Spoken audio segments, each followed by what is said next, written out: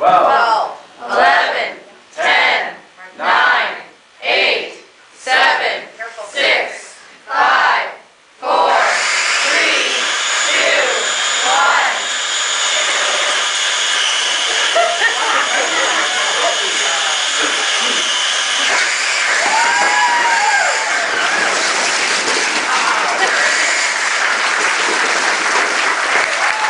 Once you start robotics, you can't stop. There's just all aspects of first. You go to competition, and it's just such a great, amazing feeling to see all these people who are intelligent and they're just willing to do. They're different people. It's not like at school. It's great. What do you get from it? Presentation skills is one of the main things that I get from robotics, and also I learn a lot about building and engineering skills too. Talk to me about this year and what you hope to accomplish, and what are some of the goals that you have personally with FIRST? My personal goal this year, well, actually it's more of a team goal, but it's to win the Chairman's Award at the Waterloo Regional. This will be my third year as a presenter on the Chairman's team, and we won the Engineering Inspiration Award the first year, and the Chairman's Award last year, so we're really hoping for a third win this year. And I just really hope that this will be a great year again for me in FIRST, as it always has been. Now, when you look at the credo of FIRST, gracious professionalism, what does that mean to you, and how do you, I guess, bring it to be with the younger kids that are coming onto the team? Well, to me, what I always say is being gracious professional means to be gracious with a competitive attitude. So you be nice to everybody, of course, but you also have to strive for excellence, and that's what FIRST is really looking for, is excellence. So you never give up, but you also have, if you're way up here, you have to help bring the other teams up too, so it's more of an even playing ground. It makes it more fun. And when you look at that, how does that translate into the rest of your life? Every day I use gracious professionalism, whether it's talking to a stranger or even just with my friends. I just remember that, okay, well, to be a good person if I'm gracious, but I also, I try to be a good person too. I try to be the best I can be and be gracious to everybody at the same time. What do folks have to know? Like, this is, everybody hears about robotics because you do so well, and everybody's so proud of the team and what you've mastered in the last 12 years. But what do they need to know about what happens with this team? This team is phenomenal, in my opinion, and I've never seen a group of anybody, it doesn't matter what age, perform the way our team does and produce what we can in the short period of time we're given. Our team is run with a lot of different sponsors, and this is something that's really hard for our team, is getting sponsors because of where we are in Northern Ontario. And for some teams, like they were saying, 11-14, they get one nice big check from GM and a couple engineering mentors to go along with it, where we're constantly looking for mentors, constantly looking for team members and sponsorship. That's something that brings our team together quite nicely. I think it's been something that has actually helped our team thrive and work together. Another thing is starting new teams is something that FIRST is dying to see in teams. So the past 2 years we've been successful in starting team 3739 Aquatics in London, Ontario, and this year we have 2 new teams, one in Huntsville and one in Sudbury. And we also have some past mentors working with Sudbury, so that's really exciting for our team. It's really hard for us to start new teams here. It doesn't matter if it's Lego, Vex, or if it's RC. So that's something that I think our team has really been working towards, and it's exciting to see now. How do people become involved with this team if they don't have kids in the school, or or not of the age to be involved?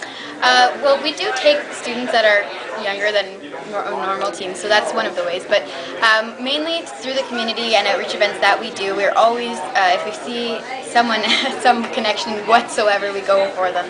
Mr. Koziel came to our team. I'm not actually sure how Mr. Cozy, I think he heard about us and came to some of our meetings, and he's brought in a lot of mentors to our team. And all our teacher mentors are always looking for new teachers, and it's great. I became involved in robotics in 2007. My dad, who's a principal with the New North District School Board, was transferred to Chippewa, and he wanted to get involved with what the students were doing. So he figured he'd try something new and join the robotics team. And he ended up going to Atlanta, and they put him to work right away, and he had an amazing experience. And so when he came back to Canada, he got my mom involved, and she's been a mentor now for 6 years. And she got me involved as soon as we were starting our Vex season, so we start building the little robot. And I've been hooked ever since.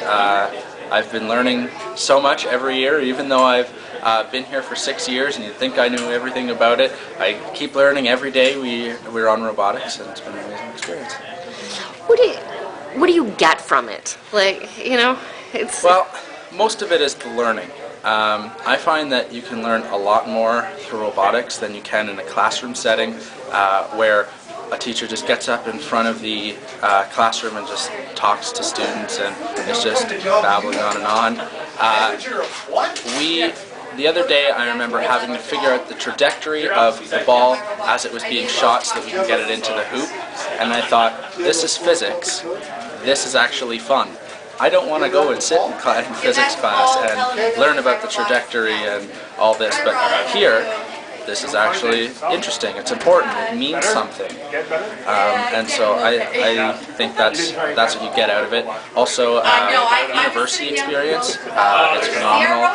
A lot of universities recognize FIRST, and so if you put on your application that you're a FIRST member, a lot of the universities will give you a really good hard look for your application. And also scholarships. There's over $1 million worth of scholarships that FIRST puts out just for FIRST students. And so that involves all of the US and Canada. What do folks have to know about this? Like, you know what you get from it. What now, in terms of turning their attention and maybe sponsoring this team or getting involved as a mentor?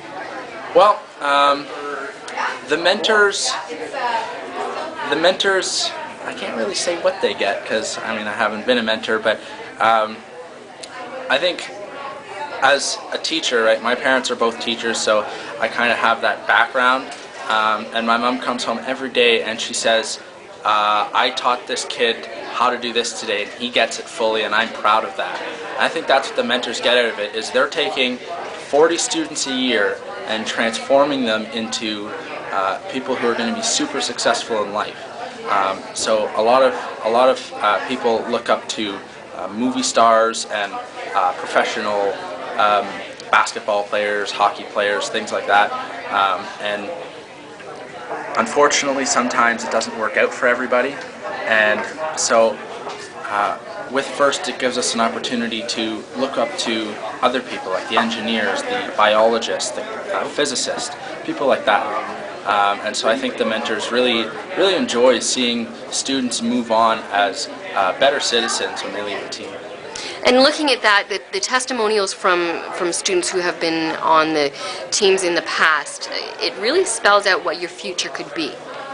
Yeah, some of the testimonials that I found really cool is last year there was one from, I forget who it was, I'm sorry, but it was, he was studying geology and he was building a robot that would go and detect and flag landmines, old landmines, and so it creates a safer environment for everybody, and so that's one thing that I found really cool. We have a lot of students that have gone on to aerospace engineering, and that's one of my choices for university is to study aerospace engineering either at Ryerson or Carleton, and so it's really cool to hear what these other past captains and past members have done, and they sound so accomplished and grateful that they were on NNSRI and that NNSRI has done so much for them. I decided to join. I was actually recruited by one of our mentors, Nadia Gagne, whose son is captain of the team this year. I was looking into Lego robotics. My mom was trying to look around for a Lego team that I could join, but there weren't many. And then Miss Gagne was actually a customer of my mom's, and she mentioned Team 1305. And she had me come out to one of the meetings, and I've been hooked for about 3 years now. What do you get from this? What do I get from this? It's something to fill my time with, definitely. It's something for me to focus on. And it's definitely created some career opportunities for me, and definitely kind of told me where I want to go in post-secondary. And which is? I'm looking for electrical engineering. So this definitely helps you. I kind of knew what direction I wanted to go in. Robotics kind of narrowed down what I really wanted to do. Now, talk to me about sponsorship, because you were very eloquent in talking about the team and struggling and getting those dollars in order to go. I think we have about 30 unique different sponsors that each give us a certain amount of money. Our largest sponsor is the Near North District School Board, which is why we're named the Near North Student Robotics Initiative. We have the different degrees of sponsorship, which gives perks to people who give money. So the lowest one would be $25 plus, and of course the highest one would be $20,000 plus. We give different perks, like you can put the logo on our website. We get logo on the side of the robot, which competes internationally and gets a worldwide audience. So it's a really good incentive to get people to donate to the team. And so far you got a lot of $25 ones, but you don't have too many $20,000. No, we don't have any $20,000 sponsorships. Our largest one is $10,000 from the... Robotics isn't just about robots. It's about team building, it's about leadership, and it's about learning valuable life skills.